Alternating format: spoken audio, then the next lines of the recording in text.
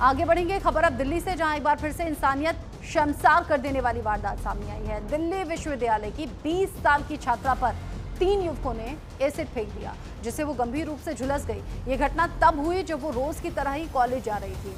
छात्रा ने बताया कि आरोपी लंबे समय से उसका पीछा कर रहे थे। घटना उत्तर दिल्ली के मुकुंदपुर इलाके की है।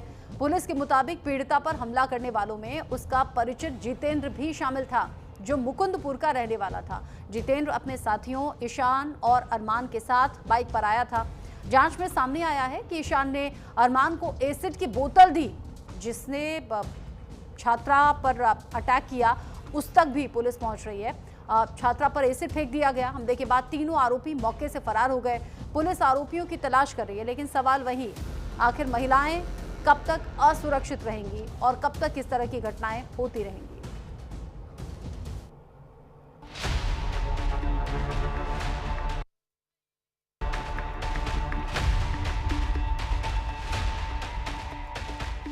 दिल्ली एक बार फिर दहल गई। राजधानी में एक बार फिर इंसानियत को शर्मसार करने वाली वारदात हुई है। दिल्ली यूनिवर्सिटी की 20 साल की छात्रा पर कॉलेज के पास ही एसिड से हमला किया गया। दिन दहाड़े हुए इस हमले ने सुरक्षा व्यवस्था पर बड़े सवाल भी खड़े कर दिए हैं। ये तस्वीरें हैं नॉर्थ वेस्ट दिल्ली के अशोक विहार इलाके की, जहां लक्ष्मीबाई कॉलेज के पास रविवार सुबह लगभग 10 बजे एक 20 साल की छात्रा पर एसिड फेंका गया। बताया जा रहा है कि 3 लड़के बाइक पर आए और उनमें से एक ने छात्रा पर एसिड फेंका। छात्रा ने अपने चेहरे को बचाने की कोशिश की, लेकिन उसके हाथ बुरी तरीके से झुलस गए। दिल्ली में डीयू की छात्रा पर एसिड अटैक। कॉलेज से कुछ ही दूरी पर हुआ एसिड अटैक। अटैक में बुरी तरह झुलसी 20 साल की छात्रा। इतना ही नहीं, चेहरे को बचाने में छात्रा के दोनों हाथ भी झुलसे। दिल्ली के RML अस्पताल में छात्रा को भर्ती करवाया गया है। आरोपी जितेंद्र, ईशान और अरमान ने एसिड फेंका है। पहले भी छेड़खानी और परेशान करता था जितेंद्र। छात्रा पर यह हमला उस समय हुआ जब वो कॉलेज के पास से जा रही थी। 3 बाइक सवार युवकों ने उस पर तेजाब फेंक दिया, जिससे उसके दोनों हाथ बुरी तरीके से झुलस गए।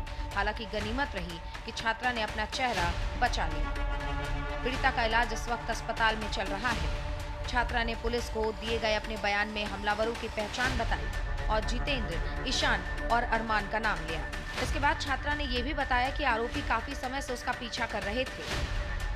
लक्ष्मीबाई कॉलेज में एक्स्ट्रा क्लास करने जा रही थी छात्रा। छात्रा का जानकार जितेंद्र, ईशान और अरमान के साथ बाइक पर आया। ईशान ने अरमान को एक बोतल थमाई और उस बोतल से अरमान ने छात्रा पर एसिड फेंका। छात्रा ने अपने चेहरे को बचाने की कोशिश की, लेकिन हाथ बुरी तरीके से जल गए। जितेंद्र पहले भी पीड़िता को फॉलो करता था। वो पहले भी आपको छेड़ते थे? ठीक। सरकार से क्या डिमांड है? जस्टिस मिलना चाहिए। वो पहले भी आपको छेड़ते थे? ठीक। सरकार से क्या डिमांड है? जस्टिस मिलना चाहिए। पुलिस ने मामला दर्ज कर आरोपियों की तलाश में कई टीमें गठित की हैं और सीसीटीवी फुटेज भी खंगाल रही है। अब तक किसी की भी गिरफ्तारी नहीं हुई है। पुलिस ने तीनों आरोपियों की पहचान कर ली है। मुख्य आरोपी का नाम जितेंद्र बताया जा रहा है, जो छात्रा का परिचित भी है। उसके 2 साथी ईशान और अरमान। पुलिस सीसीटीवी फुटेज खंगाल रही है और आरोपियों की तलाश भी कर रही है। मैं अपनी बहन से मिल के आया और उन्होंने ये बताया कि वो लड़का उनके पीछे 1.5 साल से पीछे पड़ा हुआ था और उन्होंने कई बार मना भी करा उस लड़के से कि मेरे से दूर हो जाओ।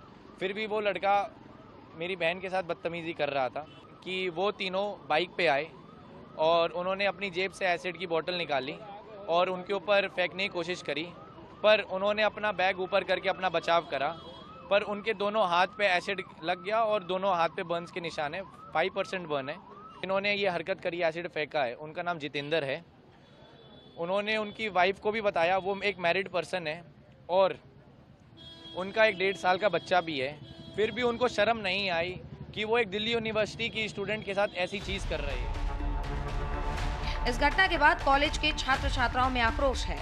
कई छात्र संगठनों ने सुरक्षा बढ़ाने और एसिड की खुलेआम बिक्री पर रोक लगाने की मांग की है। एबीवीपी ने इस हमले को दुर्भाग्यपूर्ण और भयावह बताया। वहीं दूसरी ओर एनएसयूआई ने इस घटना को दिल्ली में महिलाओं की सुरक्षा पर बड़ा सवाल बताया। एक बार फिर से दिल्ली में वही सवाल है कि आखिर कब तक लड़कियों पर एसिड अटैक जैसी वारदातें होती रहेंगी और कब तक राजधानी की सड़कें महिलाओं के लिए असुरक्षित रहेंगी। Bureau report, news India. और अब बात छठ की कर लेते हैं। छठ की अद्भुत छठा की खूबसूरत तस्वीर झारखंड की जेलों में भी दिखाई दी। यूं तो देश भर में रौनक है ही, लेकिन जेल में भी इसकी रौनक दिखी। जेल में बंद कैदियों ने भी छठी मैया के व्रत को भक्ति भाव और श्रद्धा से किया।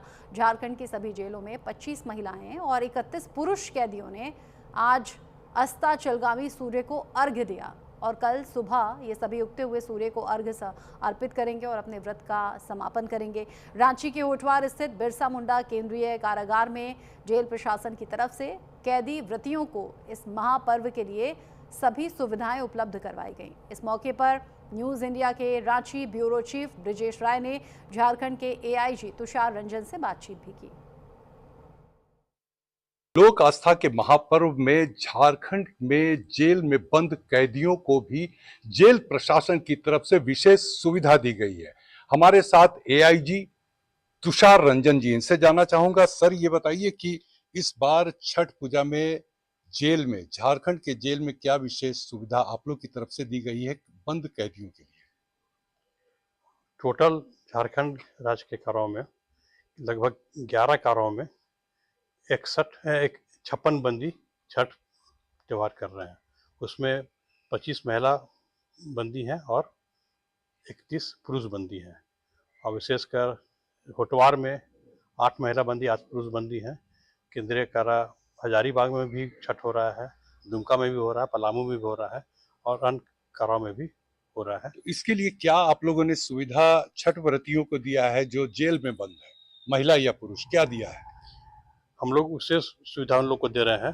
जितने भी छठ में उनके लिए कपड़ा, सूप, जितने भी सामग्री, पूजा की सामग्री, सब कुछ उपलब्ध कराया जा रहा है। और विशेषकर कल खरना भी अच्छा से मनाया गया है। आज पहला अर्घ्य है, कल दूसरा अर्घ्य, उसको भी अच्छी तरह से मनाया जा रहा है। उन लोग के लिए पानी का व्यवस्था किया जाता है, या तो नाद बना दिया जाता है या कुछ गड्ढा कर दिया जाता है, जिसमें कि उन लोग सूर्य भगवान को शाम को और कल सुबह अर्घ्य दे सके। अच्छा, ये बताइए कि इस दौरान में भोजन की क्या व्यवस्था होगी? क्योंकि जो छठ व्रती हैं, जाहिर सी बात है शुद्ध और सात्विक भोजन, लेकिन दूसरे कैदी भी हैं, तो जेल में इस दौरान किस तरीके का भोजन परोसा जाएगा बाकी कैदियों के लिए भी? क्योंकि ये बहुत शुद्ध और स्वच्छ पर्व है और काफ़ी शुद्धता से मनाया जाता है, इसलिए जेल प्रशासन इस 4 दिन का पर्व में बिल्कुल नॉन वेज अभी जेल में नहीं चल रहा है और बिल्कुल सात्विक और शुद्ध भोजन जेल में कराया जा रहा है। उसमें हर बंदियों में भी काफ़ी उत्साह है और काफ़ी उन लोग सहयोग कर रहे हैं। जेल के जो कर्मी है, पदाधिकारी, वो लोग भी इस पर्व को मनाने में कैदियों को काफ़ी सहयोग कर रहे हैं। कैसा बिल्कुल पारिवारिक माहौल है? हाँ, बिल्कुल पारिवारिक माहौल के रूप में मनाया जा रहा है। बिल्कुल पारिवारिक माहौल है और एक बड़ी पहल है झारखंड में जेल प्रशासन के लिए। जाहिर सी बात है, पर्व त्योहार सबके लिए मायने रखता है, चाहे वो आम जिंदगी जी रहे हो या फिर जेल में बंद कैदी हो। शानदार पहल है झारखंड जेल प्रशासन की। कैमरा पर्सन सुरेंद्र प्रसाद के साथ ब्रजेश राय, न्यूज़ इंडिया।